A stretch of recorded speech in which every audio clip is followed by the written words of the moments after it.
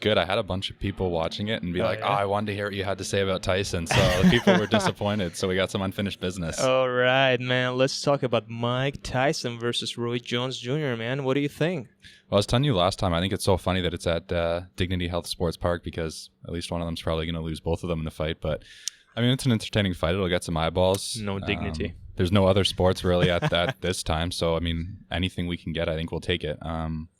Who do you think wins that one? So here's what I think about Mike Tyson versus Roy Jones is that, first of all, Roy Jones, man, by the way, he looks like shit. I'm sorry, but on the poster that they did with Mike, I don't know if you've seen it. Like Mike looked like a beast, you know. But yeah, Roy, but like he looks like he hasn't been sleeping for quite some time. However, he's been in the ring far too often in the past several years than Mike Tyson, because Mike Tyson was in the ring exactly 0 times. Roy Jones was fighting in Russia, and even though he was not successful, he was still there. He was still active, you know. Yeah, I mean, he's still going through those training camps. His body hopefully remembers, you know, what that's like. I mean, Tyson looks jacked, but I think people see guys that big and they think it's a great idea for a fight. But when you're that jacked, I think it's bad because you have all that extra oxygen you have to get into your muscles. And if the first 2 rounds or first 3 rounds, Mike Tyson can be Mike Tyson or whatever the shadow of Mike Tyson that he used to be, it's his fight. Roy Jones is out. That's the only thing that we can count on. Right.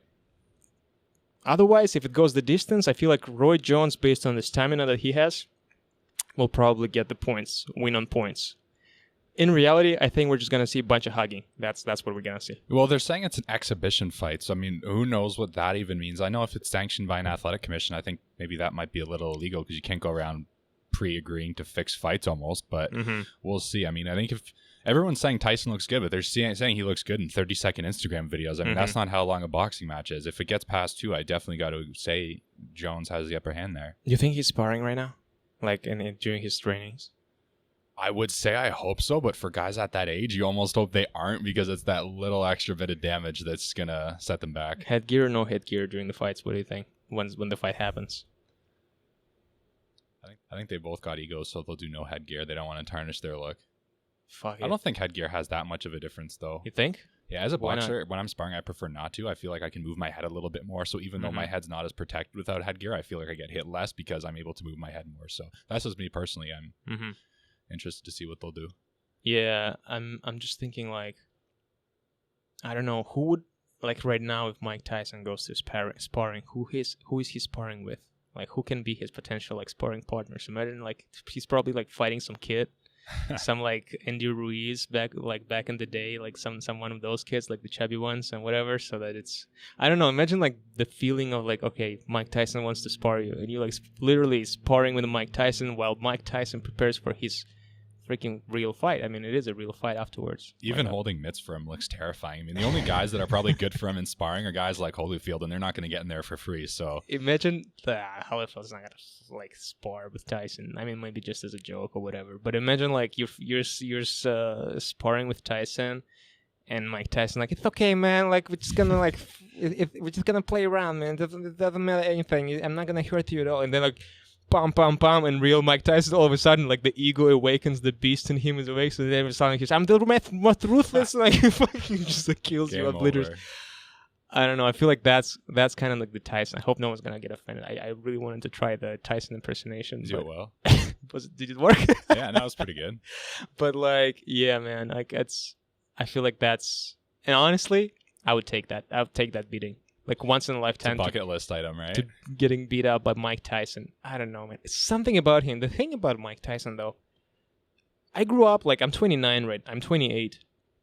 So I really, like, missed the whole Tyson era. Yeah. Like, really, like, 2003, whatever. Like, it was, I still remember magazines about him in Russia and Kazakhstan and all of that. But he was already on I remember, like, the article I read when I was 13 while Mike Tyson, like, got his tattoo. And I was like, wow, Tyson got his tattoo, like, on the face. That's so crazy. But, like, I missed the whole, like, 80s era, like, late 80s, early 90s Tyson, you know, the prime Tyson and all of that, the Buster Douglas fiasco, like, so, but somehow still he's exciting. Like, even when you watch his past fights, like, I'll be honest with you, I'm not a fan of past, like, or, like, history fighting or whatever, but, like, Mike Tyson, when Mike Tyson fights, it's just, his movements, his muscle twitches, his like explosions are just like, wow, like you still don't see it anywhere. Like no one explodes as Mike Tyson exploded.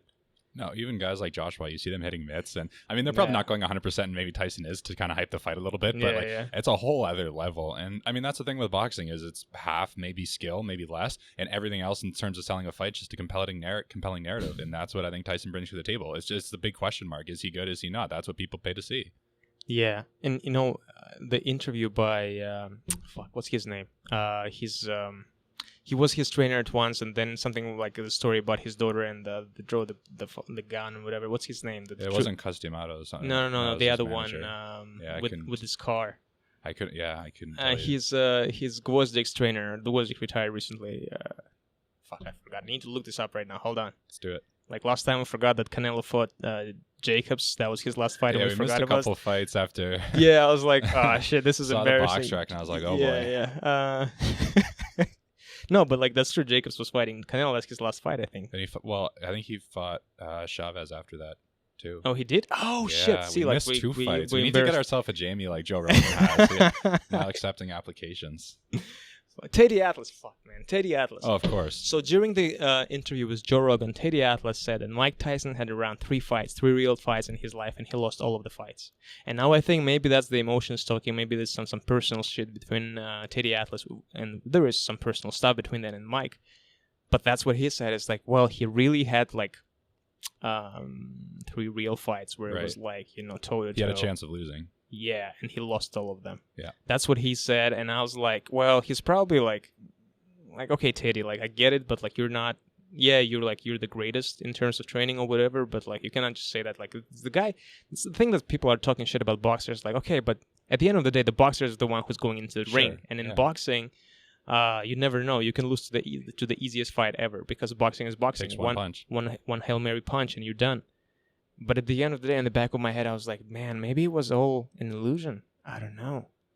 Like, I know how boxers are being developed, and I know that they're being fed, the other fighters that are not as the same caliber just to build them up. But I'm like, I don't know.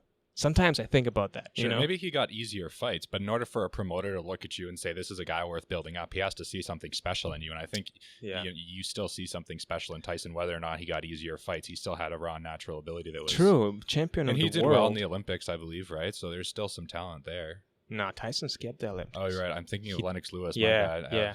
I read, and I know that because I read Dougie Fisher, actually the editor-in-chief of the Ring magazine. Yeah. Signed a book for me. Like I said, Dougie, can you, like, because we friends, like, I was actually living in America, and I was like, can you give me some of the books that you read? And he actually gave me a bunch of cool books, and one of them was Tyson, Undisputed Truth. He signed it and all that. It was just amazing. It's amazing. I have it. Yeah. You got to check out Bloor Street Boxing. Their boxing room is like, it's all just Ring magazine covers as their wallpaper from like the 30s and 40s. It's the coolest thing ever. So quick shout out there. But that's awesome, man. Yeah, I got to check it out.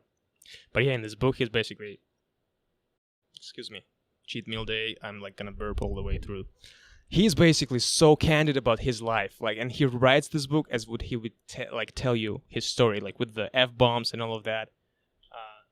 I knew it's gonna fall. Anyways, but like that book is disgusting. Like the way he writes about stuff, all the freaking detail. If you wanna like go through this, and you wanna like, I don't know, see how Tyson mind worked, or like his memories and all of that, what he did and what he's done, and like people around him, read this book. But I'll tell you what, it's not gonna be an enjoyable read. It's a bizarre book, Undisputed Truth by Mike Tyson. Right. Well, whether you call his fights illusions or not, I guess his attitude's certainly not. So there's something there. He became a champion in the world. That's the thing. Like he became a champion of the world, I think, when he was 19. Pretty young, yeah. Again, maybe I'm mistaken there. I'm not a boxing historian, but yeah, he was the youngest champion of the world till this day. So that says something, regardless of what kind of a position he had. So right. I mean, when you win the belt at that age, you're probably not going to have the most normal adulthood. I mean, even look at John Jones in the UFC, won the belt at a very young age, had a lot very young, and it's probably not the best thing for you. Yeah, I mean, Tyson grew up in a rough neighborhood. He had a rough childhood. He was doing a lot of thieving, burglaring. Like, he actually writes, like, definitely, like, check out his book. He writes in details about all of that. And Cus D'Amato, he says, Cus D'Amato saved my life because he brought me to his house. You know, he adopted me basically, and he gave me the way, the path.